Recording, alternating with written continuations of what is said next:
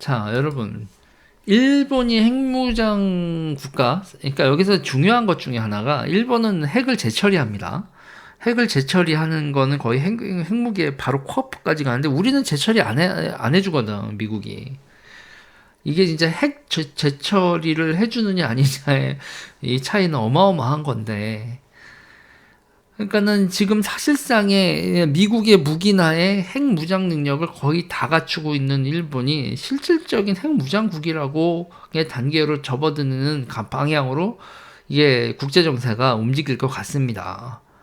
그러면 우리는요? 우리도 그러면 일본도 핵 재처리하니까 우리도 해줘.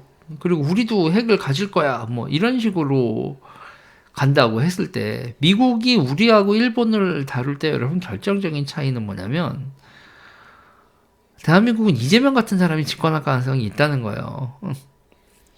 그러니까 미국 입장에서 말이죠.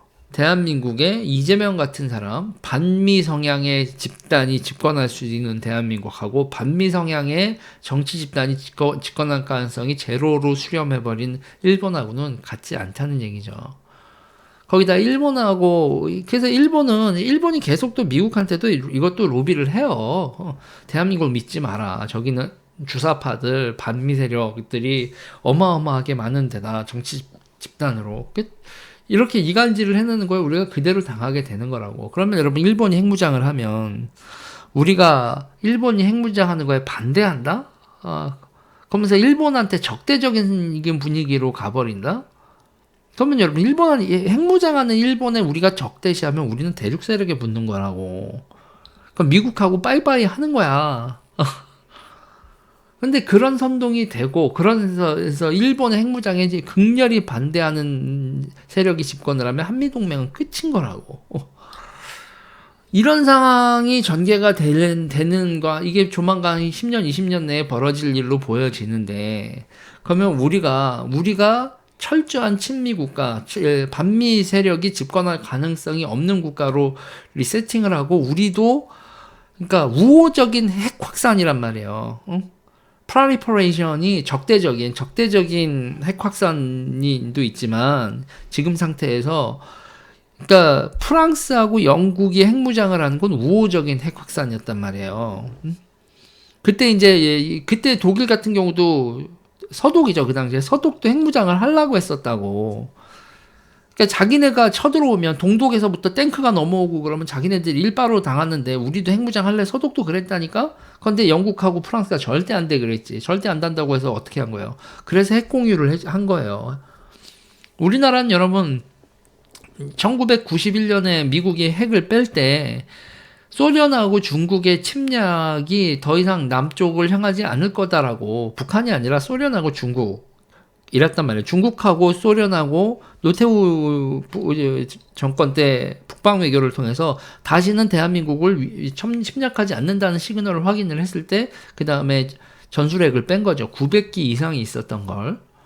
그러고 나서 북한은 핵무장을 했고 그렇게 되는 건데 지금 상황에서 지금 지금 소련, 중국, 북한이 적대적인 상황에서 그럼 우리가 어떤 식으로 여러분 삼축체계요? 삼축체계는 100% 그걸 믿어요, 여러분? 응. 아니 킬체인 같은 경우에 북한이 미사일 쏜다고 이렇게 막 정황이 있어. 우리나라에서 국방부 장관 대통령이 저거 공격해라는 버튼을 누를 수 있다고요? 선제 공격을? 핵무장을 하고 있는데 핵무장하고 있는 애들이 공격 징후가 있다라는 정보를 가지고 우리가 킬체인을 F-35나 기타 등 띄워서 선제 타격을 한다? 우리가 그 버튼을 제대로 고민하다가 타이밍 놓칠 가능성이 정말 높다니까요. 제가 그래서 한번 훈련들 해보라고. 지휘부 훈련 한번 해봐라. 그게 결정을 내릴 수 있나. 그러면 시뮬레이션 각종 북한이 핵공격을 하는 이런 시뮬레이션까지 다 해가지고 한번 해보라. 이게 시뮬레이션 설정해서 지휘부 해보면 그게 잘못된 판단으로 제대로 된 킬체인 작동해서 핵을 공격을 무마시키는 경우 몇 경우 나오고 북한이 핵을 쏴가지고 서울을 불바다로 만드는 경우가 몇 경우 나오는지 한번 킬체인 지휘부 훈련 한번 해보라 얘기죠. 아니 그리고 뭐 요격 미사일이요? 북한이 진짜 요격되는 미사일 쏜대요. 이스칸데르 개발했잖아요. 이스칸데르 지금 요격 안 돼요, MD로. MD로 이스칸데르를 저격할 때 되면, 요격할 때쯤 되면 쟤들은 또 다른 미사일을 만들겠죠. 그럼 대량 보복이요. 우리가 마더 오브 올 밤으로 저기 지도부 몇 명을 죽인다고 한다. 그것도 쟤네들이 콘크리트 벽 두껍게 치고 철판 대고 뭐하고 지하에 숨고 뭐라고 계속 이동하고 카케무사 동원하고 그러면은 지휘부를 상대로 한, 쟤네들은 우리한테 전략적인 공격을 해서 도시를 핵폭탄을 하는데 우리가 재래식 무기로 지휘부 타격하는 전술적인 대응을 한다고 그게 돼요. 사실상 북한이 핵무장을 하게 되는 거고, 지금 중국하고 소련이 우리를 위협하는 상황으로 가게 된다면 말이죠, 여러분. 일단은 우리도 미국한테, 그러면 미국이요. 그때 처칠이 아니라 누구였죠? 드골이 한 말이죠. 드골이 한 말이요. 니네 뉴욕, 워싱턴 이런 미국 도시가 날아가는 거를 감내하면서 파리를 지켜줄 수 있냐? 그러면서 핵무장 했다고요. 지금 우리가 이런 현실주의 얘기 핵무장에 대해서 러시아가 우크라이나를 침공하게 되면서부터 발생된 얘기죠. 그리고 우리가 독자적으로 개발한다는 얘기를 못해요. 미국의 용인, 전 세계적인 용인이 벌어지지 않으면 우리는 핵무장을 못하는데, 문제는 일본이 하게 생겼단 말입니다. 일본이 하게 생긴 상황에서 그럼 여러분, 우리는 어떻게 돼야 되냐 이거죠. 이럴 때 일본이 핵무장, 사실상의 핵무장, 미국의 용인이나 핵무장에 들어갔을 때, 그럼 우리는 최소한 여러분 전술핵 재반입, 그리고 한미동맹 강화 이런 게 돼야 된다는 거고, 그 전제 조건이 참 안타깝게도 이재명 같은 사람이 대통령, 저런 반미 인사, 그리고 반미 친중 인사가 대통령이 되지 못하는 정치 환경을 우리가 만들지 않으면, 그러면 이 모든 것에서 우리는 그냥 떨려나는 거예요. 떨려나는 거. 그러면 뭐 반도체 공장이나 기타 등등 TSMC가 일본에다 공장 짓고, 미국에다 공장 짓고, 유럽에다 공장 짓고, 여러분 지금 현재로서는 우리는 아직은 리버리지가 있습니다. 아직은 리버리지가 많아요. 예를 들어서 지금 소련이 러시아가 우크라이나 침공했죠. 그래서 유럽이 LNG 갖다 파이프라인 끊기고 LNG 갖다 써야 되는데, LNG 선을 만들 수 있는 조선소 유럽에 있어요? 현재 없어요. LNG 만드는 조선소가 있잖아요. 서방에서 유일하게 있는 게 우리야. 우리가 없으면 LNG 선을 만드는데, 그러면 LNG 만드는 조선소도 그 후딱 만들면 되지. 최소 5년은 걸립니다. 대한민국을 제외한, 그리고 이 조선소 같은 경우는 우리도 지금 조선소 노사 문제, 조선소 처우 이런 얘기가 나오기 때문에요. 선진국에서 조선소 LNG급 이런 거를 가성비 나오게 갖춘다라는 게 현실상 미션 임파서블이에요. 노예제를 쓰거나 대량 이주민 이런 것까지, 조선소 하나를 가동하기 위해서는 서방 사회가 그런 것까지 해야 돼요. 지금 우리도 지금 베트남 사람들 지금 조선소 노동자 조달하는 거 가지고 문제가 여기서 또 한동훈 장관이 한 칼 했죠. 그 비자 검토하는데 시간 걸리지. 과천에서 20명 밑에 내려가라. 비자 업무 빨리 처리해주게. 지금 이렇게 돼 있죠. 지금 여러분, 지금 대한민국을 둘러싸고, 그리고 전 세계에 벌어지고 있는 이런 일이 되게 거대한 체스판, 거대한 체스판에서 벌어지는 무슨 이런 대전략 게임이 다시 시작됐어요. 그런데 우리 한국 정치가 이걸 준비할 수 있는 머가리들이냐? 아니야.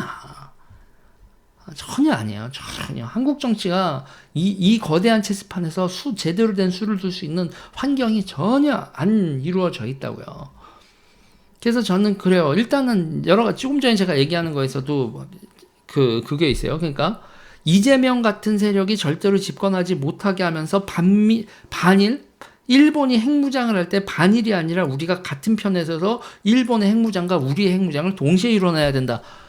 이거 여러분, 앞으로 10년 내로 이런 걸 준비를 해놓지 않으면 우리는 역사에서 떠내려가는데, 그거를 지금 이 꼬라지인 인간들 사이에서 어떻게 작업을 하지?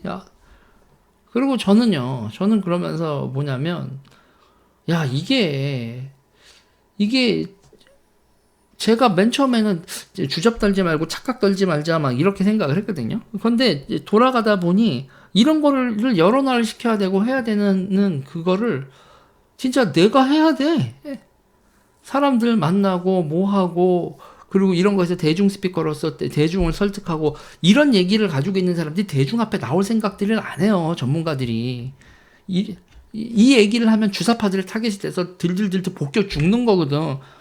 한일 동시핵무장 하면 대한민국에서 여러분 파묻힐 가능성, 욕먹을 가능성이 있기 때문에, 이런 거에 대한 식견이 있는 사람들은요, 언론 인터뷰나 기타는 공론화시킬 생각 자체들을 안 한다고. 내가 왜 늙음하게 왜 내 신념 얘기했다가 저 미친 새끼들한테 아유 이영훈 당하는 거 봤는데 내가 이렇게 돼버린다고.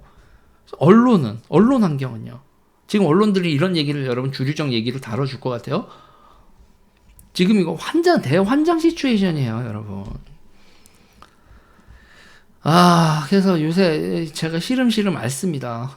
이게 왜 나는 이런 생각을 해가지고 그냥 모르고 살면 마음 편할 수도 있는 걸 왜 굳이 유튜브에서 정치평론하는데 이런 얘기 안 해요. 안 해도 여러분 충분히 조회수 나오고 뭐 하잖아요. 근데 왜 나는 이런 고민을 하고 있을까? 사실은 앓고 있어요. 앓고 있어. 시름시름.